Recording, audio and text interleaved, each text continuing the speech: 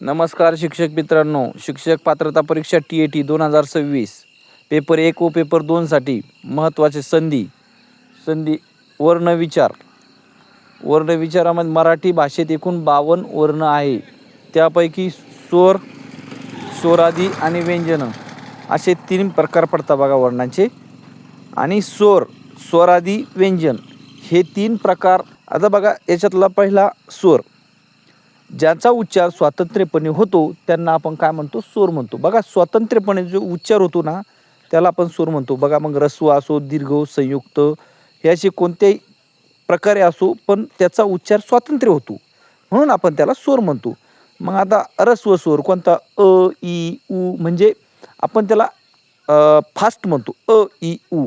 आता दीर्घ म्हणजे आ, इ, उ म्हणजे ज्याला आपल्याला वेळ लागतो त्याला आपण दीर्घ म्हणतो. आता संयुक्त ए, आई, ओ, औ म्हणजे हे संयुक्त आहे.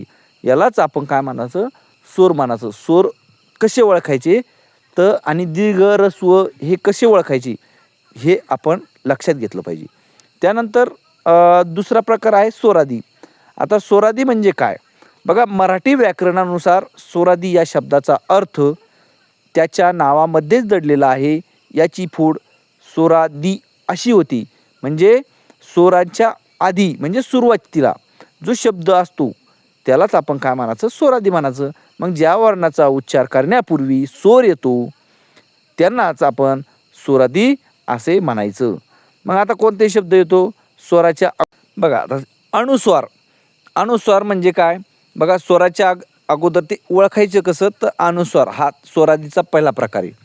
आता जेव्हा आपण एखाद्या शब्दावर अनुस्वार देतो तेव्हा त्याचा उच्चार करण्यापूर्वी अ, इ, उ यासारख्या शब्दात स्वरांचा आधार घ्यावा लागतो. बघा आपल्याला प्रत्येक वेळेस अनुस्वार द्यायच्या वेळेस आपल्याला काय करावं लागतं? अ, इ, उ यासारख्या स्वरांचा प्रत्येक वेळेस आधार घ्यावा लागतो. आता त्याचं उदाहरण पाहायचं ठरल्यास तर किंमत या शब्दाचा क मध्ये इ हा स्वर आहे. बघा त्याचं उदाहरणसुद्धा दिलेलं आहे. यानंतर दुसरा विसर्ग. आता विसर्ग म्हणजे श्वास सोडणे. ज्यावेळेस आपल्याला विसर्ग द्यायचा त्यावेळेस आपल्याला प्रत्येक वेळेस श्वास सोडावा लागतो. म्हणजे कसं? बघा याचा उच्चार करतानाही आधी स्वर येतो. बघा अगोदर स्वर येतो. आता दुःख म्हणजे दुःख या शब्दात द नंतर उ हा शब्द दडलेला आहे आणि मध्ये श्वास सोडावा लागतो. त्यालाच आपण काय म्हणायचं? त्यानंतर स्वरादीचा स्वतंत्रपणे उच्चार करता येत नाही. त्याच्या उच्चारासाठी स्वराचीच मदत घ्यावी लागते. बरोबर. आधुनिक मराठी व्याकरणानुसार इंग्रजी शब्दाच्या वापरामुळे ॲ आणि अ यासारख्या स्वरांचा समावेश झाला असला तरी पारंपरिक स्वरादी फक्त 2च मानली जातात. बघा अनुस्वाराचे उदाहरण घ्यायचं झाल्यास अंगण, चिंच, उंट, घंटा, डमरू, तंतू, पंखा, बंधन, मंतरलेला रंग यासारखे अनेक खूप उदाहरण आहेत. हे लक्षात घ्या. त्यानंतर विसर्गाचे सुद्धा उदाहरण घ्या. स्वतः, दुःख, उषःकाल, मनस्थिती, निष्पर्श, अंतःकरण, पुन्हा, अधःपातन, निशब्द, प्रायश्चित्त असे विसर्गाचे सुद्धा उदाहरण घेतलेले आहेत. तिसरा प्रकार आहे व्यंजन. ज्या वर्णाचा उच्चार पूर्ण करण्यासाठी स्वराचा आधार घ्यावा लागतो त्यांना व्यंजन असे म्हणतात. व्यंजनाचा उच्चार स्वतंत्रपणे पूर्ण होऊ शकत नाही म्हणून ती लिहित असताना त्याचा पाय मोडून लिहिली जातात. क आणि ख बघा याचं पाय मोडलेला आहेत आणि अशा प्रकारे ती लिहिली जातात. बघा व्यंजनाचे मुख्य वैशिष्ट्ये. अपूर्ण उच्चार. व्यंजनं ही परवर्ण असतात. व्यंजने कशा असतात? परवर्ण म्हणजे दुसऱ्यावर अवलंबून असतात. म्हणजे त्यांच्या उच्चारासाठी दुसऱ्या स्वरावर अवलंबून राहावे लागते.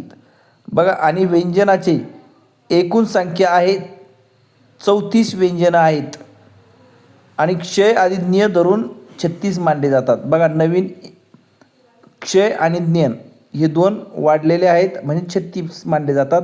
पण सरासरी जर विचारलं तर 34च हे लक्षात ठेवा. त्यानंतर स्पर्श व्यंजन. व्यंजनाचे प्रकार स्पर्श व्यंजन, अनुनासिका असे व्यंजनाचे 6 प्रकार पडतात. आता स्पर्श व्यंजन काय? मुखातील वेगवेगळ्या भागाचा स्पर्श होऊन उच्चार होतो. मग क, ख, ग, झ, च असे हे शब्द येतात. अनुनासिके म्हणजे नाकातून उच्चार होणे.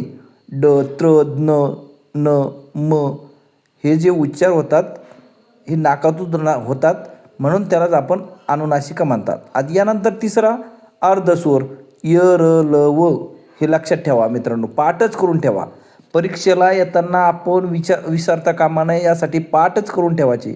अर्धस्वर कोणते? य, र, ल, व याचा उच्चार स्वरांच्या उच्चारासारखा होतो. आता उष्मे घर्षण म्हणजे श, श, स हे उच्चार करताना घर्षण होऊन उष्णता निर्माण होती. आपल्या तोंडावाटे जसं वाटतं त्यावेळेस ती उष्म व्यंजनं असतात. त्याच्यानंतर महाप्राण ह उच्चार करताना फुफ्फुसातील हवा जोरात बाहेर फेकली जाते, त्याला महाप्राण म्हणतात. आता त्यानंतर स्वातंत्र्य वर्ण ळ हा वर्ण इतर कोणत्याही भाषेतून आलेला नसून तो स्वातंत्र्य मानला जातो. बघा, व्यंजनाचे आपले 6 प्रकार संपलेले आहेत. स्वर झालं, व्यंजनं झालं आणि स्वरादी झाली. हे तिन्ही प्रकार आपण पाहिलेले आहेत. धन्यवाद विद्यार्थी मित्रांनो. व्हिडिओ आवडल्यास लाईक करा, शेअर करा आणि सबस्क्राईब